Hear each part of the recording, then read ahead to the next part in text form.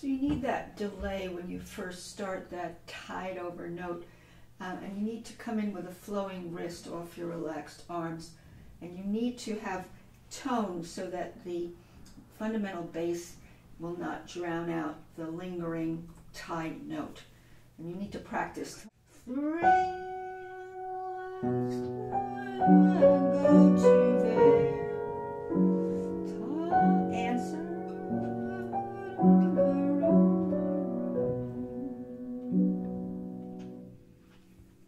So remember how we did that answer? We had a little loop around and I had my wrist go forward. The second time, watch. Watch what I do.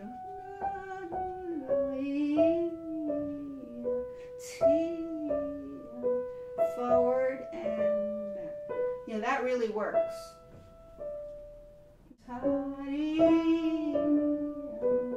So you have to keep hearing that inside your head. That's how the phrase goes, with that wrist forward there. The only thing that I would do a little differently is I'd have a little more arm weight to the dominant, to the A sharp. If you have a long note, if a note is tied, you see that C sharp? If that note's tied, you can't go quickly into it, or it sounds like only a quarter note, but it's tied over to an eighth note. So that means you have to like delay the C sharp. So anything that's tied, you have to go a little bit of a delay, like micro delay. So the D that's tied, like this one, watch. See what I do? See, I delayed it, and then this is one group, and resolve it.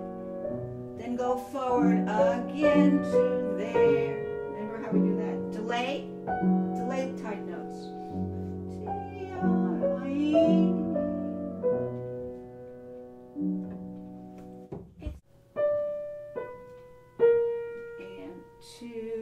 And delay this.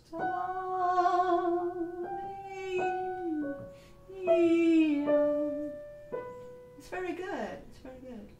And then really big here.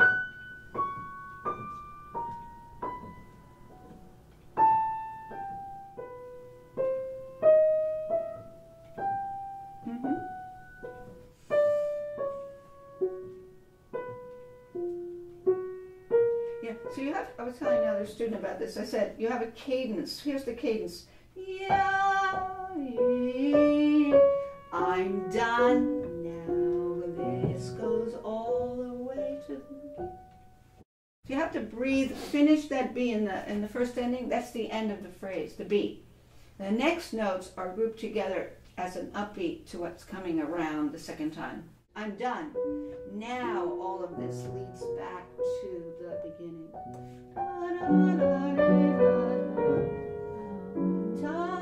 Answer. Right, and we have to have tone on a tied note. Go to this one. Notice how I delay it? Answer. And then soft. Dip. Push. And answer. Delay. Now this is where you need a lot of grouping of a lot of notes.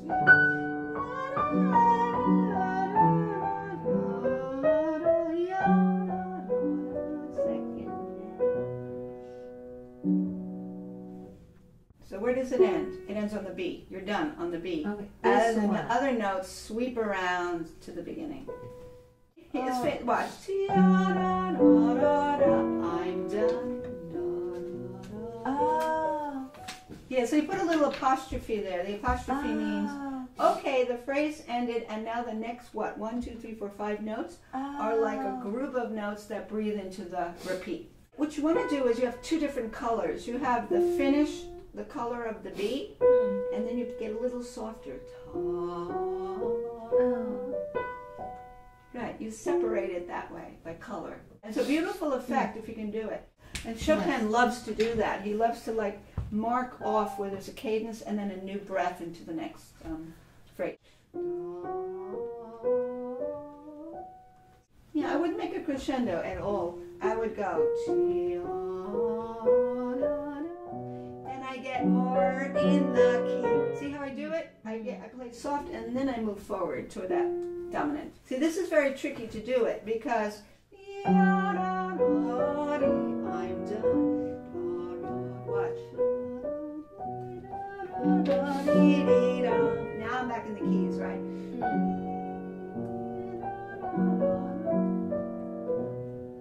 You have a little bit of time to dip your tone here. See, if you do it too soon, it disappears. Now, because you know what you're really doing? Here's what you're really doing. You're going from answer, those are the two places you're going. Okay, so you did, so now the choreography helps figure out how to get the phrasing you want. Okay. Because you can't just know, you could know how you'll sing it, but you have to know what you need to do with your arms and wrists and, rotations. And we know what we want to hear now, right? Pretty much.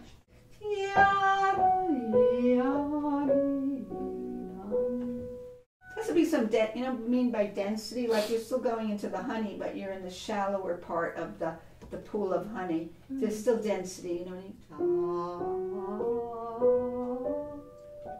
I feel like I'm swimming through the honey, but the honey, I'm shallower in the honey. It's thinner honey as opposed to going deeper into the honey, right? That's why you have to keep experimenting and do repetitions. And when you get a good repetition, then you go, fine, I'm not going to do it 100 times. It's the tied notes that drive everybody crazy too. The tied notes are a big deal. And then the longer lines, like in the beginning you have like shorter lines, right? You have like to the dominant and then you answer.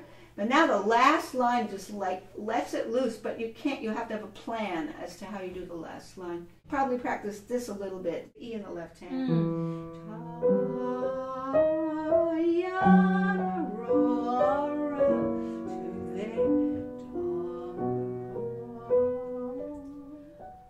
And what's tricky about this is even though we want to hear the fundamental bass, if we have a tied note, we don't want that to happen, right? Nobody, you have to keep hearing the melody. The melody is just tied over. So da, even. But here I can do more. Here I can do more, right? Oh, see? Here I can do more. Because it's not tying over. Oh, the chords. The chords. Both like loud. Yeah, well, the chords have to be floating light. And the third beat is even the lightest. So, do you? Watch me.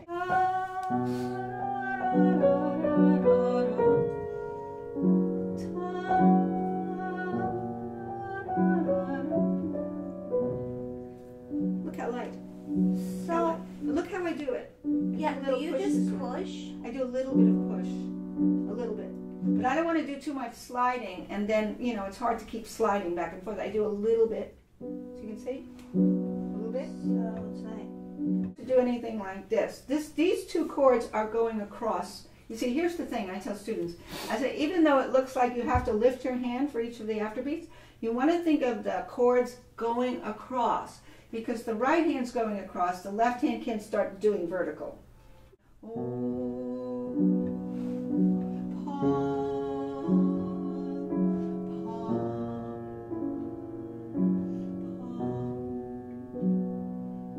So if I do this, I'm already introducing up and down. I want up and down for this. You want that to be cushioned down and go across. So by doing this, I bundle two going across. Look how I do it. Look what I do. You see me doing that? Right. That's okay. Those are going across now. Across. How do I know I'm cross? I'm listening to it going across. When I say going across, it doesn't sound like you're going, okay, I got to play that chord, I got to play it again. Oh, I got to play that chord, now I got to go up and down and play it again. I want you to think it's going across, so you're doing palm. Next one, watch, palm. Look what I'm doing, palm. Well, you can see it's much easier to do that than to lift my hand and go, okay, I'll go up and down, but then everything sounds up and down. This hand is going across. Why should this one cut into that? They both go across, even though you have to have two different chords. You have to imagine them going across as you're playing. Right. One harmony. Think one harmony instead of two chords. Does that help? you go. One harmony. Right. You're getting the idea. Except that third beat must not come too up. loud. Right. So when I say one harmony, I mean there are two chords, but they're the same harmony. So you don't want to hear two distinct chords going up and down. You want one harmony. One harmony. That's it. Next one. One harmony. One harmony. See? One harmony. See, that goes across. Now this doesn't go across. That is completely making them go up and down vertical, and they're not going floating across. Even though you have to play two different, but you could play notes that go horizontal like this. Right? They go across. What if I do this? See the difference? Physically, how I make it go across. But I have to feel it going across, not just have a technique. The technique fuses what the imagination has me in my mind, the sound. The sound has to have the way to do it that you want to hear. So I think you're getting it more horizontal now. So the chords are not becoming vertical up-down punches. You have to balance with the two hands. That's the tricky thing. But you've done how about you have doing things like this? Watch.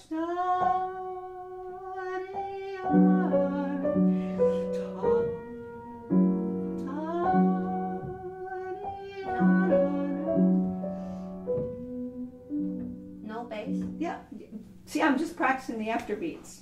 Just practice the afterbeats with the melody.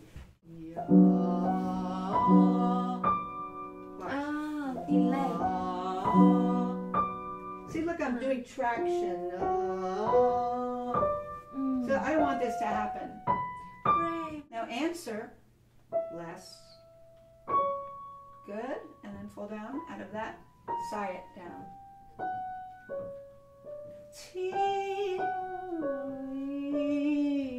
There. Dominance. Good. Answer. Oh, careful. Careful that.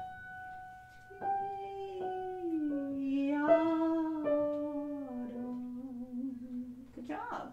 How come I don't have more sound? More sound comes from more arm weight. More arm weight. It's arm weight. Drag it. That's it.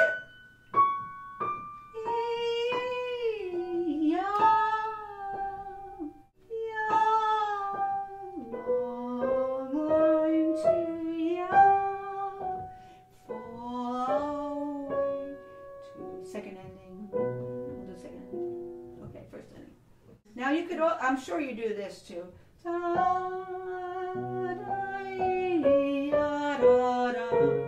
You do that too. We did that at the beginning.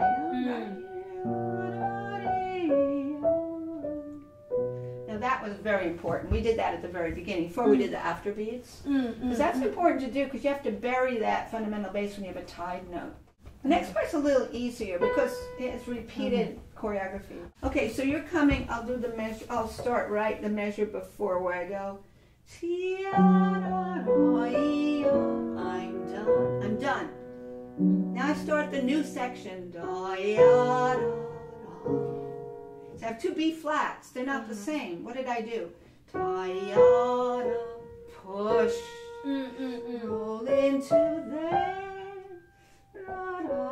There and two and roll to there. Now you continuously roll to the long notes. Okay. Notice I'm wrist rolling over to the long. This part's a little easier because it keeps doing the same thing over and over, right? Yeah. The left hand's going to do the same thing because, yeah, you're still going to do watch. Look how I do that. Similar. Oh, but then But look how I do it. yeah. Never. But then that makes sense. But then the paddling, do you do the left hand paddling like? Let me see what they have. Let's see what I do. Sometimes I'm so natural at my pedal. Per measure.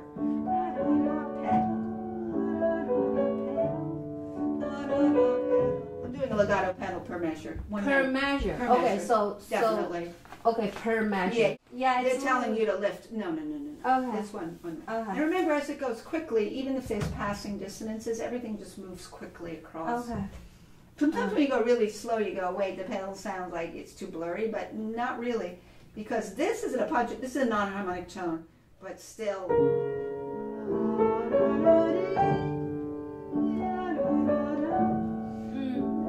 But you know what? See, because pedaling is also a product of balance between the hands. Right. So if you start punching out some like chords that are blurring with the right hand, it's going to really sound bad. Got it. I'm done. You're done. Now. Okay.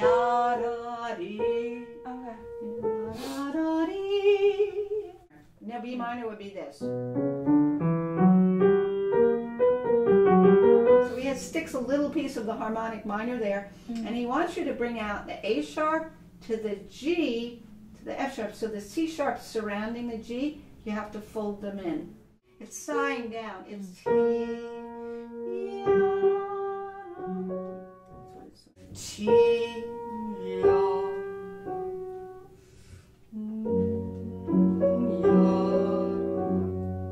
Keep the C sharps down. Go into the honey, even though that you're lifting your hand. So T, look what I do. Okay. No, I do that. No, on this, right? Right, right. The E won't be that loud. The This E is won't be low. loud. You go to the high note. Springboard into the partly chromatic. Where does the chromatic start? Here. All that's chromatic, but not all of it. So you want this kind of sound. By the way, stretto means get quicker. Eventually this is going to go quicker. Stretto means move it forward, but we're not going to do that yet. We're going to do regular.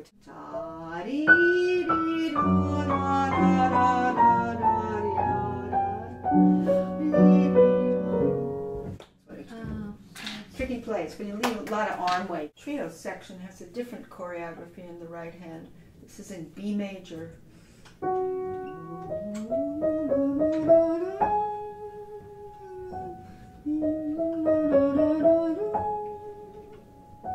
Now we have this 5, 4, 3, 2, 1, 3, 2. Let's 5, 4, 3, 2, 1, 2, 4. Really bundle a lot of notes in this B major section, so you don't get tappy up and down fingers. You still keep this afterbeat light, fundamental bass, light, tonic, a lot of tonic, dominant tonic, and it's MF, so it's going to come out a little bit more.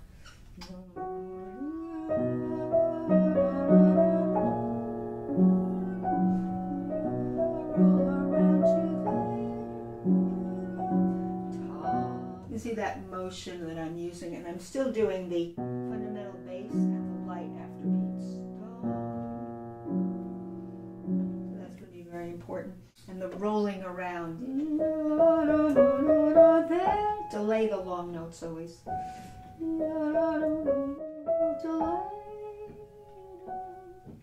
And here I just use wrist, I call it pet the cat motions. 5, 4, 3.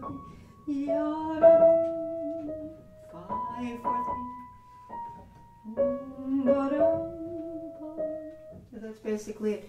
And then of course he has the parallel minor, where he takes a bit of that opening of that C section, the C, and it's the complete third section, and he brings it into the more pathetic minor, pathos. As you've heard it in the major here, this is a trio section. But then he goes into the sad minor, and that's measure 76, where suddenly he goes.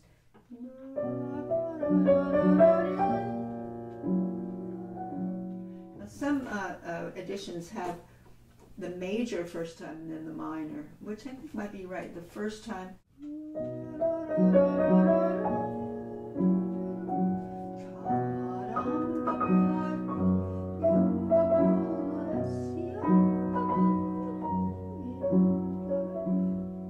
Has a major here.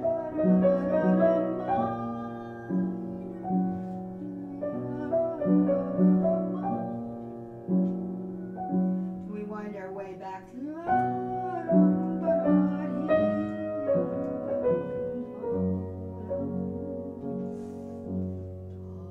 Now we're back to.